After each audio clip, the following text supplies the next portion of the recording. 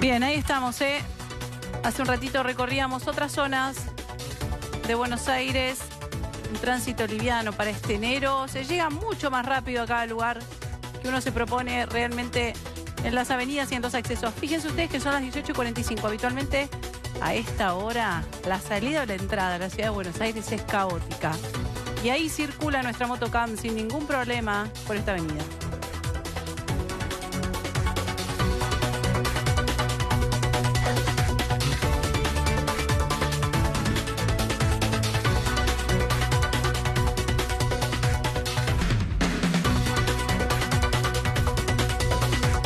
Kevin Levine es analista internacional. Queremos conversar con él sobre los últimos acontecimientos en Medio Oriente. Kevin, gracias por atendernos. Buenas tardes.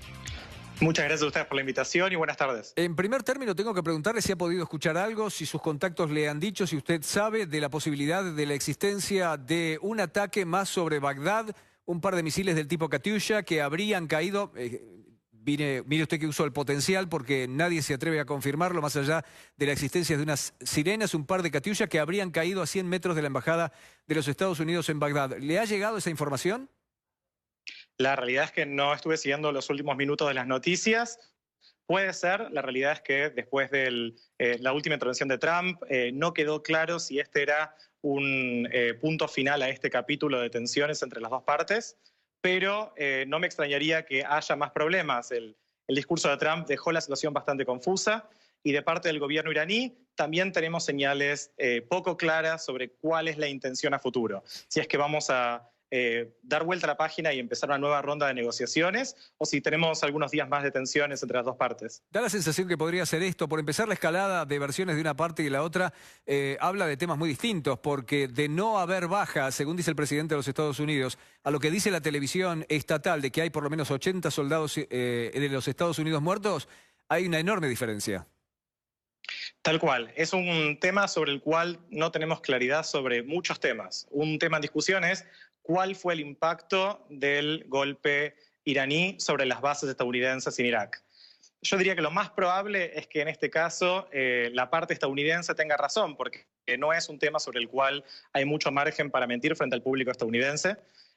Sí tenemos fuertes indicios de que tanto el gobierno iraquí como el gobierno estadounidense estaban al tanto de que se venía un operativo así y que en realidad esto fue una acción destinada a tener un impacto bastante controlado. Es decir, Irán aparentemente podría haber buscado generar un impacto, quedar como una parte que responde ante las agresiones en su contra, pero sin querer escalar. Las dos partes parecen apuntar a la distensión. Y en ese sentido, un ataque sin víctimas parece ser el camino correcto, muy similar al ataque iraní al dron estadounidense en junio del año pasado, donde la respuesta también fue un ataque controlado. Esto parece ser un ataque controlado, pero no es solamente en eso que vamos a encontrar narrativas contradictorias. Tampoco queda claro qué hacía Soleimani en Irak cuando se lo asesinó. Los iraníes dicen que estaba ahí en una misión de paz y los estadounidenses dicen que estaba planificando ataques contra intereses estadounidenses. Y probablemente no sepamos esto durante mucho tiempo o quizás nunca. Kevin, es muy importante lo que está usted señalando. Está en línea también con algunos informes de la inteligencia europea, que dicen que sí, efectivamente se lanzaron 22 misiles, pero 22 misiles lanzados contra objetivos militares de los Estados Unidos y ni un solo muerto, ni un solo herido es llamativo. ¿Puede ser que Irán haya recurrido a ese camino para aliviar la enorme presión interna que tiene con millones de personas en la calle reclamando venganza y no exponerse a un castigo militar monumental por parte de los Estados Unidos? Absolutamente. Tenemos que tener en cuenta que Soleimani era una de las figuras más queridas y conocidas de Irán y también del Medio Oriente. En los últimos años se vendían pósters con su cara. Su entierro fue el más grande desde el Ayatollah Khomeini, probablemente en Irán. Era una situación frente a la cual Irán tenía que reaccionar. Pero en Irán también son bastante racionales y conocen la realidad. Saben que una guerra convencional implica la destrucción de Irán o por lo menos un cambio de gobierno y van a buscar bajo todos los métodos posibles evitar una confrontación directa.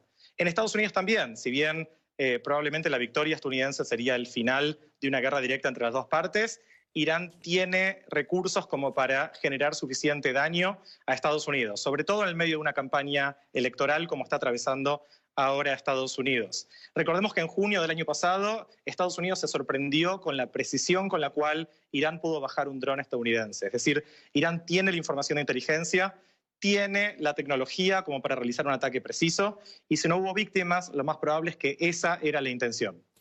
Mi última pregunta, Kevin, está referida al discurso del presidente de los Estados Unidos. Tardó en llegar, se esperaba anoche en la Casa Blanca, sin embargo había muchas reuniones, muy caldeadas por cierto, con sus asesores de seguridad. Hay quienes aseguran que si había un solo muerto estadounidense, el presidente de los Estados Unidos estaba decidido a lanzar un ataque porque dijo que no podía mostrar debilidad. Con el correr de las horas esa posibilidad se fue corriendo. ¿Qué análisis hace del discurso del presidente de los Estados Unidos conocido en el día de hoy? El discurso de hoy fue muy interesante. Para empezar, el timing del discurso fue ya un dato. El hecho de que no haya sido ayer anoche en caliente ya daba cierto indicio de que iba a apuntar a la distensión, y efectivamente así fue el discurso. Trajo en tema la cuestión de la multilateralidad, la necesidad de responder desde la OTAN, la necesidad de intervención de otros países, y eso es un tema no menor, teniendo en cuenta que Trump ha sido bastante negativo en su evaluación de la OTAN, ha planteado que otros países se aprovechan de la OTAN y que no pagan la parte que les corresponde. Fue también bastante abierto en el tema, pero sí dejó en claro que Estados Unidos por ahora no tiene la intención de escalar el tema de la violencia. Ahora, esto no significa que esto sea el final de la violencia. Lamentablemente estamos ante una partida de ajedrez donde parecería que ninguno de los dos actores realmente controla lo que va a pasar. No sabemos cuál va a ser la reacción iraní ante las nuevas sanciones que se anunciaron, no sabemos cómo esto se va a traducir a los diferentes conflictos regionales en los cuales los intereses iraníes están contrapuestos a los intereses estadounidenses. Me refiero, por ejemplo, a la situación en Siria, a la situación en Yemen. Hoy en día la situación en Libia aparece también como un foco caliente de conflicto. Entonces, no sabemos todavía lo que va a pasar, pero sí habla de una intención de distensión, lo cual no es menor, porque desde antes de llegar al poder, Trump viene hablando de que no es posible confiar en Teherán, que soluciones diplomáticas en el pasado, por ejemplo las implementadas por Obama, que ofrecieron un marco de acción para la relación entre Estados Unidos e Irán, Trump decía que no tenían sentido, bastante influenciado por asesores que están ideológicamente muy contrapuestos a Irán y también por la intervención de aliados regionales que ven en Irán una amenaza existencial. En el discurso de hoy, Trump parece decir, existen alternativas que son diferentes a la guerra, nadie quiere hoy en día la guerra, pero todavía es temprano para saber si estamos en un camino inevitable hacia la guerra o si va a haber una especie de acuerdo regional que permite sustituir la guerra. Kevin, gracias por su tiempo. Muchas gracias a ustedes. Pausa muy breve. Ya están listos para trabajar a partir de las 7 de la tarde nuestros compañeros de TN Central.